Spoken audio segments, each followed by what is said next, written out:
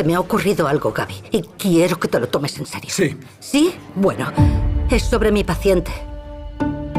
Todo el mundo tiene secretos. Es la tercera sesión que falta sin avisar, Paula. I knew that I wanted to make a real French film that was independent, that was an auteur film. I didn't want to do some big, giant co-production. I really wanted to make a singularly French film. And I was hoping that it would be something that felt as intellectual as it was emotional. So there you go. I found it in this script.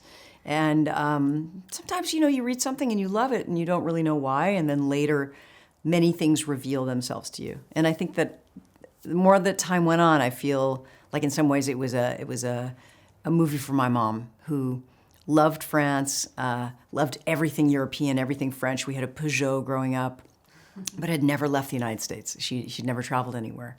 And one day, once she took a bus trip in France, she came back and she said, "That's it. You know, we're going to move to France. You're going to be a French actor." And she reinvented her life there. You know, she ended up living there for a good portion of her life after that, and became part of the culture. Well, I don't know if I consider myself a French actor. I hope someday I could be a French actor. I guess I discovered that there's a part of me that comes from my education, my French education, that is unlike anything that I am in English. The character of Lillian Steiner is kind of unsure of herself, and maybe slightly more vulnerable and slightly more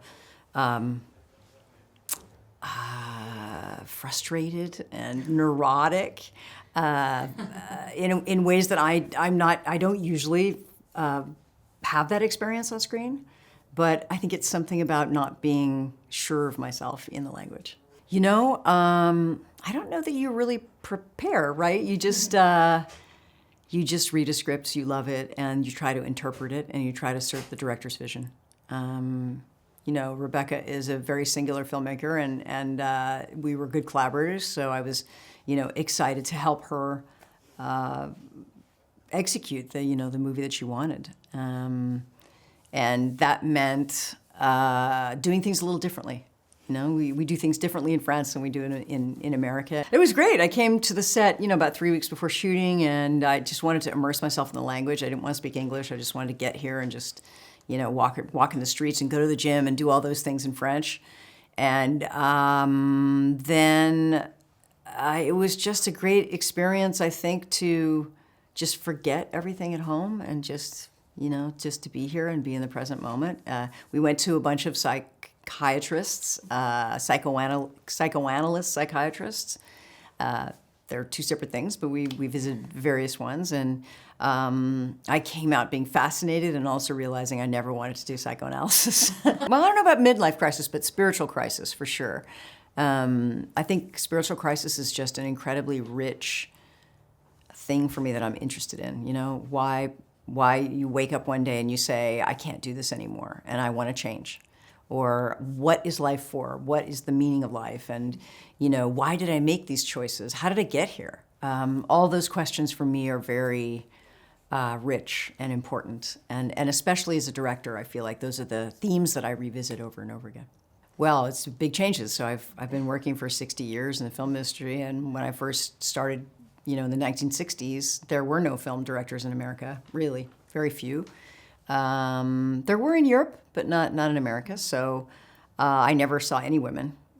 There were no technicians either. So sometimes there would be a script supervisor or a makeup artist, but that was about it. It was just me and a bunch of guys, and wonderful men who taught me everything. You know, fathers and brothers who really taught me everything. So I'm very grateful for that.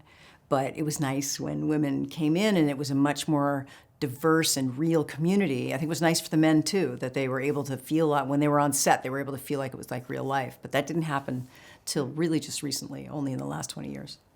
I don't know, I hope not. I hope that movies will continue to be a place that people can go to see the truth, and to ask questions, and to look at socio-political questions, and to believe in, you know, to believe in humanism.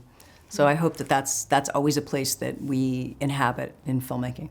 I think it has to do with age. I think that the 50s were really hard when I was 50. You know, you don't know what you're supposed to be doing, or you're supposed to be competing with some old idea of yourself, and you know, but you know perfectly well that you can't climb that mountain as well as you did before, or you can't be on that cover of the magazine, or you know, you have crow's feet, and so there's this.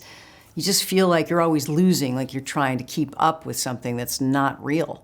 But when I turned 60, I feel like that all changed. I feel like I suddenly didn't care. And I felt like I just had very little time ahead of me, and I wanted to make sure that I was the happiest that I could be, and I wasn't interested in a bunch of drama anymore.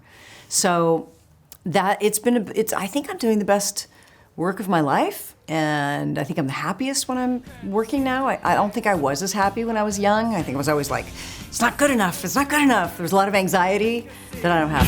Sé lo que vi, su doble vida, la herencia a la mujer. Me jodisteis la adolescencia con vuestra separación y todo para...